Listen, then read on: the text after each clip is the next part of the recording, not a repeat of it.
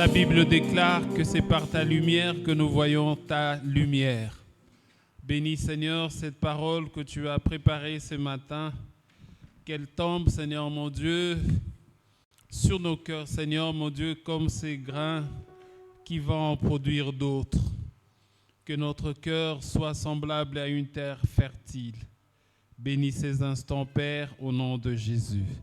Amen. Que le nom du Seigneur soit loué, que son nom soit béni. Si vous avez vos Bibles, prenez-le tout de suite. Nous allons faire quelques lectures et puis nous allons commenter un tout petit peu. Il y a 4 passages prévus pour ce matin. Luc chapitre 4, 14 à 21. Luc 4, 14 à 21, Actes 1, 8, mais aussi Actes 6, 2 à 3, et enfin Actes 8, 4 à 8. On va lire Actes 4, Luc plutôt 4, 14 à 21. Est-ce que nous pouvons nous lever pour honorer la parole du Seigneur? Luc 4, 14 à 21. La Bible dit, Jésus, revêtu de la puissance de l'Esprit, retournant à Galilée, et sa réputation gagna toute la région. Il enseignait dans le synagogue et tous lui rendaient gloire. Jésus se rendit à Nazareth où il avait été élevé et conformément à son habitude, il entra dans la synagogue le jour du sabbat. Il s'éleva pour faire la lecture et on lui remit le livre du prophète Isaïe. Il le déroula et trouva l'endroit où il est écrit « L'Esprit du Seigneur est sur moi parce qu'il m'a consacré par onction pour annoncer la bonne nouvelle aux pauvres. Il m'a envoyé pour guérir ceux qui ont le cœur brisé, pour proclamer aux prisonniers la délivrance et aux aveugles le recouvrement de la vue, pour renvoyer libres les opprimés, pour proclamer une année de grâce du Seigneur. » Ensuite, il roula le livre, le remit au serviteur et s'assit. Tous ceux qui se trouvaient dans la synagogue avaient le regard fixé sur lui. Alors il commença à leur dire « Aujourd'hui, cette parole de l'Écriture que vous venez d'entendre est accomplie. » Parole du Seigneur. Rasseyez-vous, moi je continue la lecture. Je veux lire Actes, des passages que nous connaissons. Acte 1er, le verset 8, la Bible dit « Mais vous recevrez une puissance, le Saint-Esprit viendra sur vous, et vous serez mes témoins à Jérusalem, dans toute la Judée, dans la Samarie et jusqu'aux extrémités de la terre. » Acte 6, versets 2 à 3. La Bible dit « Les 12 convoquèrent l'ensemble des disciples et dirent « Il ne convient pas que nous délaissions la parole de Dieu pour servir aux tables. C'est pourquoi, frères et sœurs, choisissez parmi vous 7 hommes de qui l'on rende un bon témoignage, remplis de l'Esprit Saint et de sagesse, et nous le chargerons de ce travail. » Acte 8, 4 à 8, la Bible dit « Ceux qui avaient été dispersés allaient de lieu en lieu et annonçaient la bonne nouvelle de la parole. Philippe descendit dans la ville de Samarie et y prêcha le Christ. Le foule tout entière était attentive à ce que disait Philippe lorsqu'elles apprirent et virent les signes miraculeux qu'il accomplissait. En effet, des esprits impurs sortaient de beaucoup, des démoniaques poussant des grands cris, et beaucoup de paralysés et de boiteux étaient guéris. Il eut une grande joie dans cette ville. Parole du Seigneur. Est-ce que tous ensemble nous pouvons honorer la parole du Seigneur en acclamant très fort cette parole?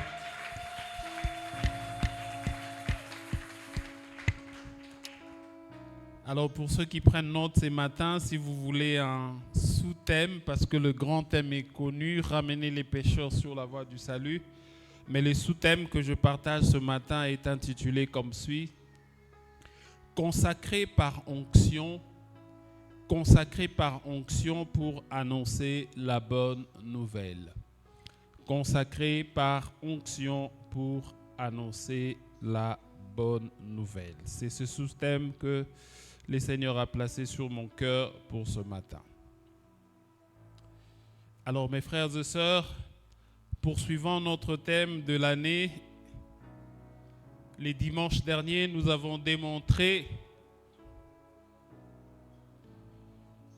que sans compassion, il n'y a pas d'évangélisation.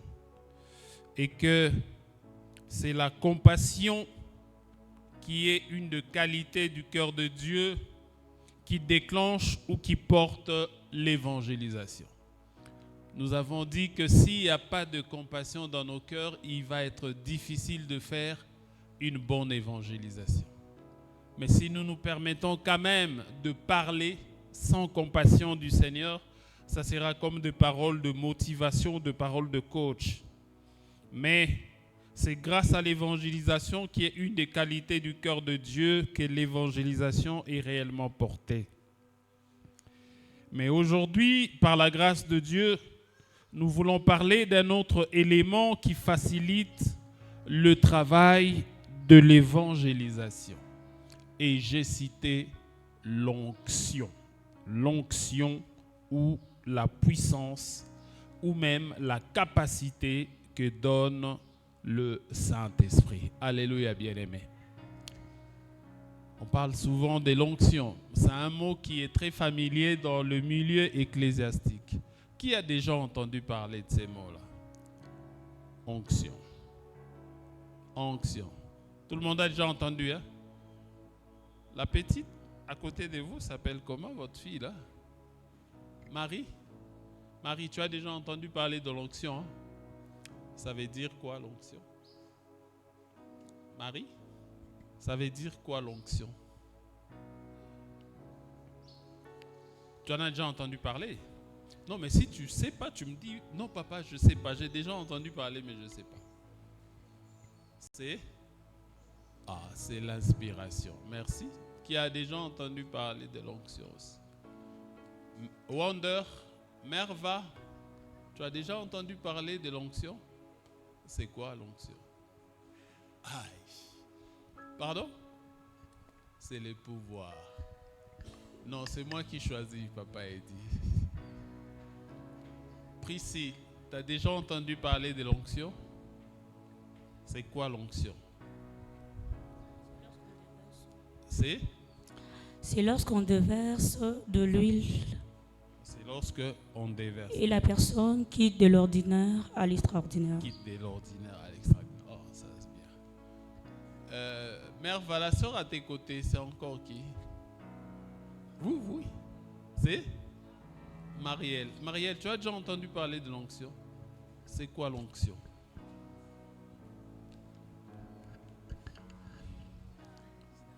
Non. Ok, c'est une réponse. N'est-ce pas? C'est une réponse. Ma soeur, ça va? Tu as déjà entendu parler du mot onction? Tu entends déjà, il a l'onction, il a l'onction. Ça veut dire quoi?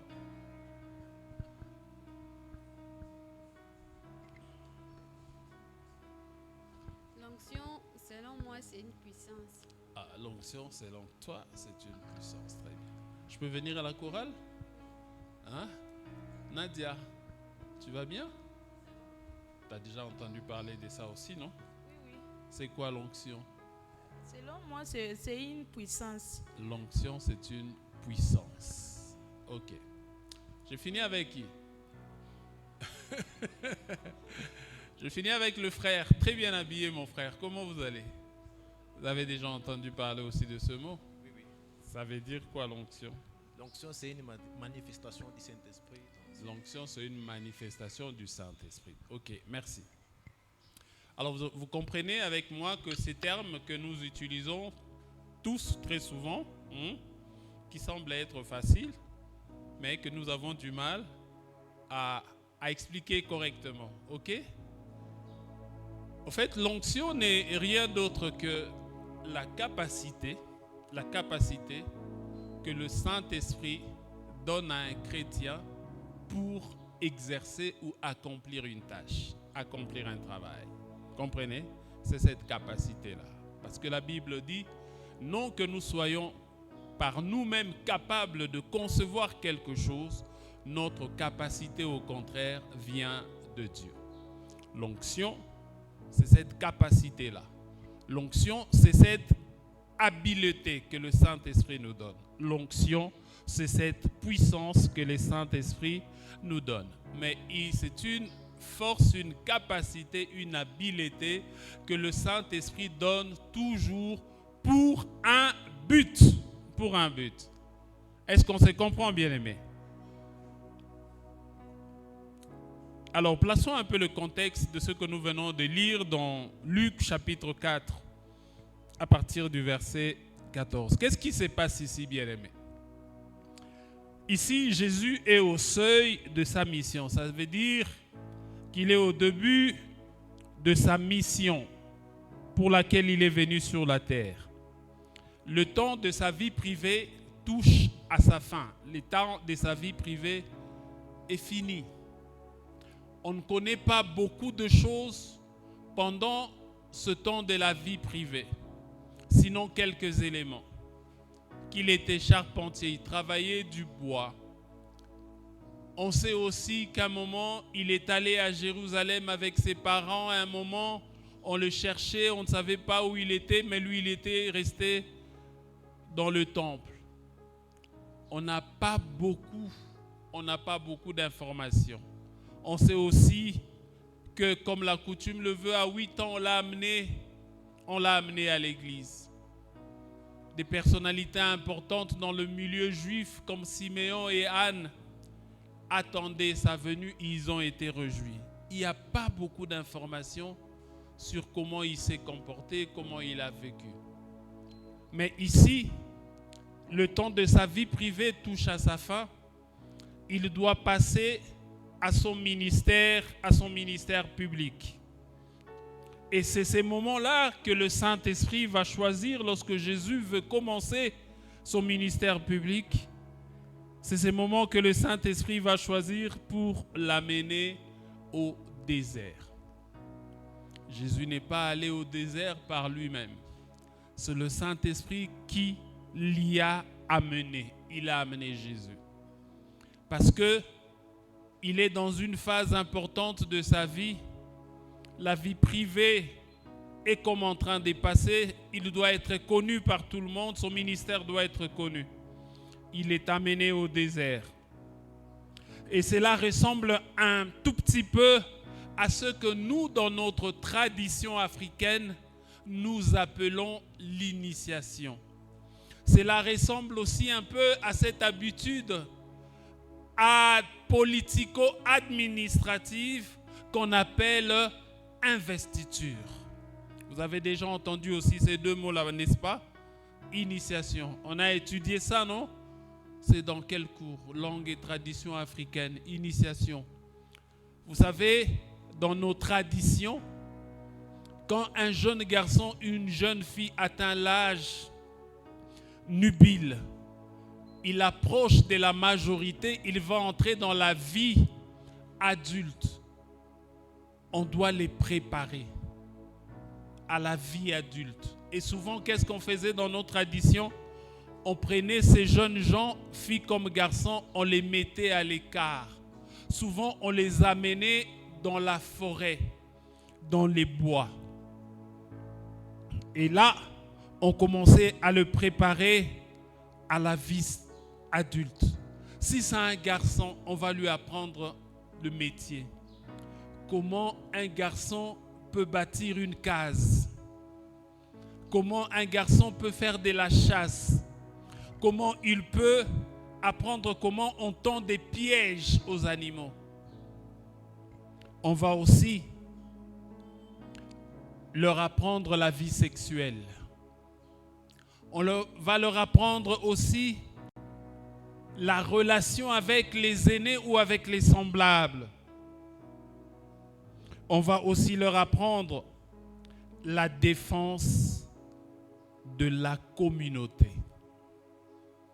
Et pour les jeunes filles, dans nos traditions, il y a aussi certaines pratiques qu'aujourd'hui c'est dénoncé. Vous apprendrez des pratiques comme l'excision de jeunes filles, ainsi de suite. Parce qu'ils sont préparés à l'âge adulte, ils vont vivre des choses de grandes personnes. Et ces rites d'initiation,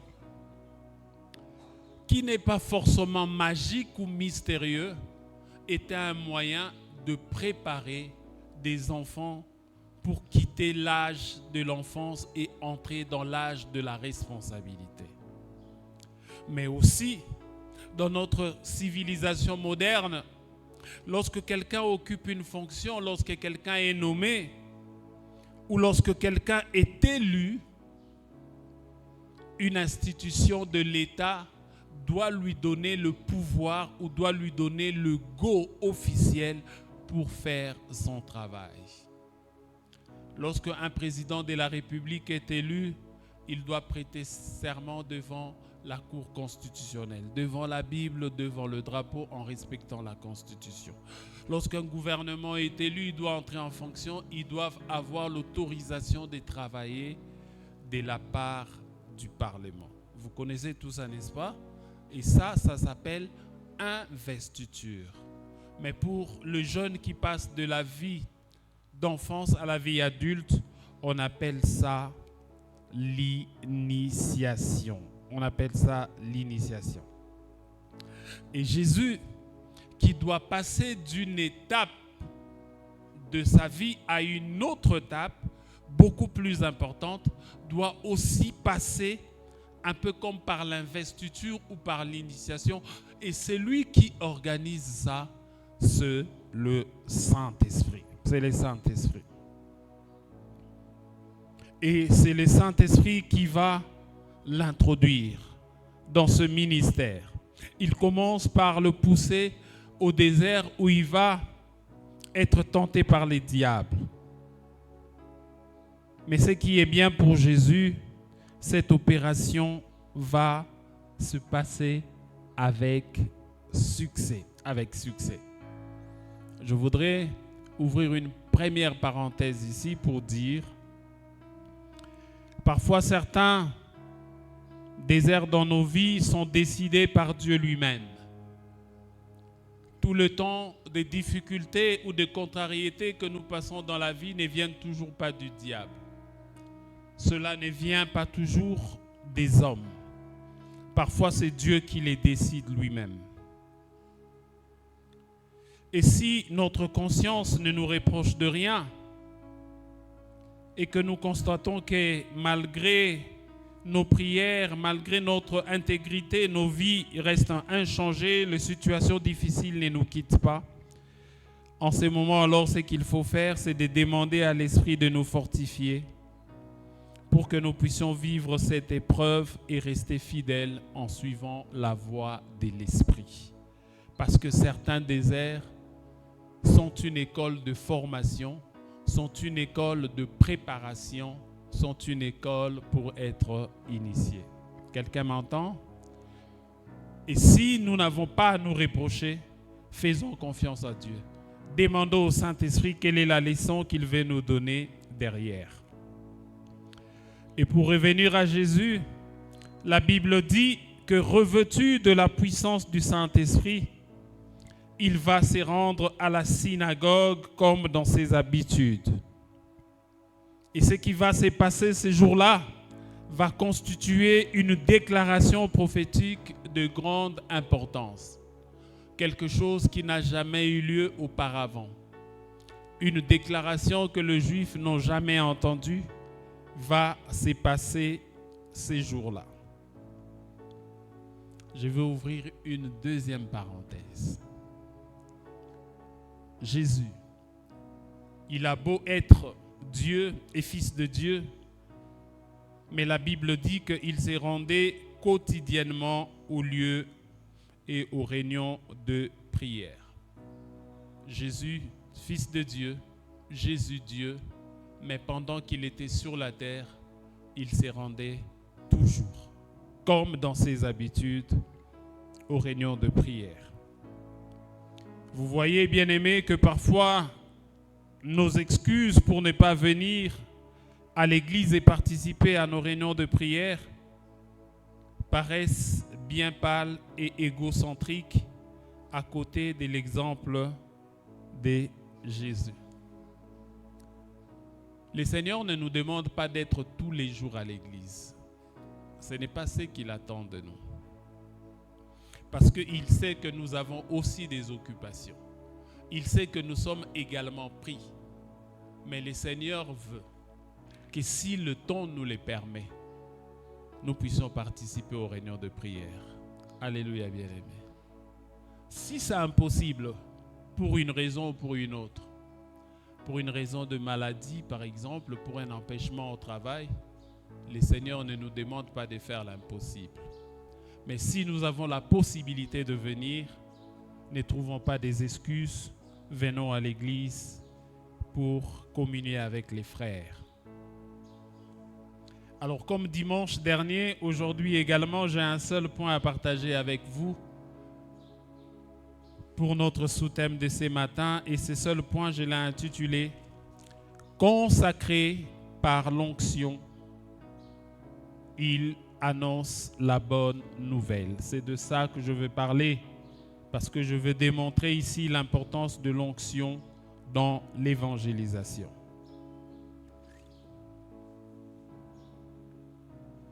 Bien-aimé, le passage d'Ésaïe 61, dont Christ confirme l'accomplissement le jour où il fait la lecture à la synagogue, nous montre non seulement l'importance de l'onction dans les services de l'évangélisation, mais cette déclaration nous montre aussi ce que la bonne nouvelle comme message du salut est capable d'apporter comme bénéfice et l'étendue de son action aussi. Quand Jésus dit que l'Esprit du Seigneur m'a oint pour, cela montre que l'onction est nécessaire dans le travail de l'évangélisation. Cela montre que le travail de l'évangélisation est important et a une très grande étendue. Une très grande étendue. Vous savez, il nous arrive très souvent en tant que chrétiens de rechercher la puissance, de rechercher l'onction. Nous prions, nous nous retirons en prière. Nous passons du temps pour intercéder. Nous demandons, Seigneur, remplis-moi de la puissance, remplis-moi de la force. Mais souvent, nous prions pas pour la destination véritable de l'onction, mais nous demandons l'onction, nous demandons la puissance pour des motivations, des satisfactions, pour des motivations, des satisfactions et parfois des reconnaissances personnelles. Je demande l'onction, la force et la prière pour que quand je serai debout, quand je parlerai, les gens commencent à défiler, à venir donner de l'argent ici devant. On va dire, waouh, ce pasteur, il a l'onction. Vous avez vu? Quand moi je tiens les micros, les gens quittent les bancs et viennent donner de l'argent. On demande l'onction pour que l'on soit reconnu, pour que les autres nous regardent avec beaucoup de considération. Son jour où il conduit la prière, c'est particulier, c'est différent. Et parfois, et même très souvent, ce sont ces motivations-là qui nous amènent en prière, Mais par sa déclaration, l'Esprit du Seigneur est sur moi, car il m'a oint pour. Jésus montre clairement que le but premier de l'onction, le but premier de la puissance, ce n'est pas des motivations personnelles, mais il montre que le but premier de l'onction, c'est pour annoncer la bonne nouvelle. C'est pour évangéliser. C'est pour enseigner et c'est pour parler. Il dit J'ai été consacré par onction pour. Je n'étais pas été consacré par onction pour mon honneur, pour ma gloire. Il dit, j'ai été consacré par onction pour faire quoi? 1. Pour annoncer la bonne nouvelle aux pauvres. J'ai été consacré par onction pour guérir ceux qui ont le cœur brisé. J'ai été consacré par onction pour proclamer aux prisonniers la délivrance. J'ai été consacré par onction pour proclamer aux aveugles le recouvrement de la vue. J'ai été consacré par onction pour renvoyer libres les opprimés, mais aussi pour proclamer une année de la grâce du Seigneur. Alléluia, bien-aimés. Vous comprenez que l'onction, lorsqu'il est donné par le Saint-Esprit aux chrétiens, c'est pour le but de l'évangile. C'est pour le but de guérir ceux qui sont blessés dans leur cœur. C'est pour apporter la liberté aux prisonniers, ouvrir les yeux de ceux qui sont frappés par la cécité spirituelle, mais aussi proclamer une année de grâce. C'est à cela que sert premièrement l'onction. La puissance que donne l'Esprit ne sert pas à notre gloire. Elle sert au soutien de l'Évangile. Et l'Évangile que le Christ a donné apporte un salut qui est complet. Ce salut, il touche l'âme. Ce salut, il touche le cœur. Ce salut, il touche le corps aussi. Regardez ce que Jésus dit. La parole qui sort de ma bouche sous l'onction, cette parole-là concerne les pauvres. Cette parole concerne les personnes qui ont des blessures. Cette parole concerne les personnes qui sont aveuglées. Il concerne les personnes qui sont prisonniers. Il concerne les personnes qui sont opprimées. C'est ça la description de personnes qui vivent dans le péché. Le péché place les hommes dans différentes catégories, dans différentes situations. Il y a des pécheurs dominés par l'ennemi qui sont pauvres spirituellement et même physiquement. D'autres sont aveugles spirituellement. D'autres sont prisonniers dans leur vie, ils n'évoluent pas. Les autres, ils sont opprimés et dérangés tous les jours. Et l'onction que Dieu nous donne a pour but que lorsque nous allons parler, que ces différentes catégories de personnes soient touchées. Si nous prenons Actes chapitre 1, le verset 8, nous allons voir comment le Seigneur est resté logique et constant.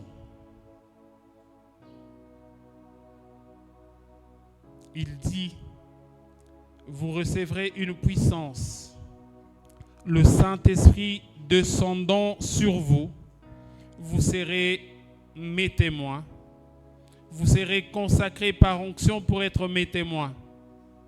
Vers qui? Vous serez mes témoins vers le pauvre. Vous serez mes témoins vers les aveugles. Vous serez mes témoins vers les opprimés. Vous serez mes témoins vers ceux qui sont blessés dans leur cœur. Le Seigneur ne se contredit pas. Il sait que l'onction est donnée essentiellement et principalement pour soutenir l'Évangile. Et l'Évangile, la Bible le déclare dans Romains chapitre 1er, le verset 16, comme la puissance pour quiconque croit. L'Évangile apporte et renferme donc les saluts. Et le Seigneur veut que nous puissions faire ce travail dans cet ordre-là. Que nous ne puissions pas oublier que le pouvoir, l'onction, la force qu'il nous a donnée doit être utilisée sur ce chemin. Je reçois la force pour proclamer. Je reçois la force pour annoncer l'évangile. Je reçois la force pour témoigner de sa puissance et apporter la liberté à ceux qui sont perdus. En témoignant, nous montrons et nous disons ce que Dieu a fait pour nous. Il ne s'agit pas de montrer ce que nous pouvons faire pour Dieu. L'évangélisation, ce n'est pas démontrer ce que nous pouvons faire pour Dieu, mais ce que Dieu, lui, a fait pour nous. Ainsi, bien-aimés, l'onction marche avec l'évangélisation et travaille pour les saluts des âmes. Alléluia, bien-aimés. Si l'onction ne travaille pas pour que les âmes soient sauvées, nous sommes en train de faire autre chose que les saluts que le Seigneur a préparés pour les âmes. Nous sommes en train de dévier l'onction de sa mission pour laquelle Dieu a prévu cela. Et lorsque nous analysons les cibles que Jésus cite comme pécheurs ici, il place chaque pécheur dans sa catégorie. Il y a la catégorie de ceux qui sont pauvres, la catégorie de ceux qui sont blessés, la catégorie des aveugles, des opprimés, la catégorie, Seigneur, aussi de ceux qui sont perdus, enfermés par les diables. Mais l'onction qu'il donne est disponible pour accompagner et pour guérir chaque catégorie. Car la parole qui accompagne ce message revêtu de puissance a l'effet du marteau et produit aussi l'effet d'un feu dans le cœur de ceux qui écoutent sa parole. Dans Jérémie 23, le verset 9, le Seigneur dit: ma parole n'est-elle pas comme un marteau? Ma parole n'est-elle pas comme un feu? D'où vient cet effet-là? Cet effet-là vient de l'onction que le Seigneur nous donne. Vient de l'onction que le Saint-Esprit dépose sur nos vies. Ainsi, lorsque nous prêchons la parole du Seigneur avec puissance, le corps, l'âme et l'esprit sont touchés et sont sauvés. Bien-aimés, l'évangile est une puissance de Dieu pour toute personne qui croit. Comme je l'ai dit le dimanche dernier, que l'évangélisation est une stratégie née de la compassion. Elle est une activité hautement spirituelle qui se déroule aussi dans un domaine spirituel. L'évangile a pour mission de venir sauver l'homme qui est comme un champ de bataille. Il est tiraillé à gauche par les royaumes de ténèbres, il est tiraillé à droite par les royaumes des lumières. Et ce qui va faire la différence, c'est l'onction que le Seigneur a placée sur nous. L'onction nous est donnée comme un avantage concurrentiel face au monde de ténèbres. Et c'est dans ce sens-là que nous devons comprendre l'onction. L'onction nous est donnée pour sauver. L'onction nous est donnée pour annoncer l'évangile avec puissance. Quelqu'un a dit ici un jour que c'est lorsque nous sommes dans le champ de bataille que le miracle nous accompagne. L'onction nous appelle à revisiter notre relation avec le Saint-Esprit. Si nous voulons faire une évangélisation forte et puissante, nous devons revisiter notre relation avec le Saint-Esprit. Le Saint-Esprit n'est pas une chose. Le Saint-Esprit n'est pas une force. Mais le Saint-Esprit est pleinement Dieu. Le Saint-Esprit est celui qui nous distribue les grâces et la puissance pour la mission. Et ses conseils divins en rapport avec l'évangélisation sont très précieux.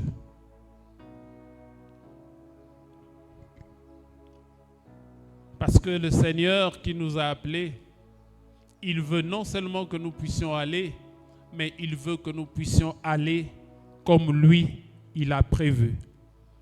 Et c'est lui qui nous aide à faire ce travail comme il faut, c'est le Saint-Esprit.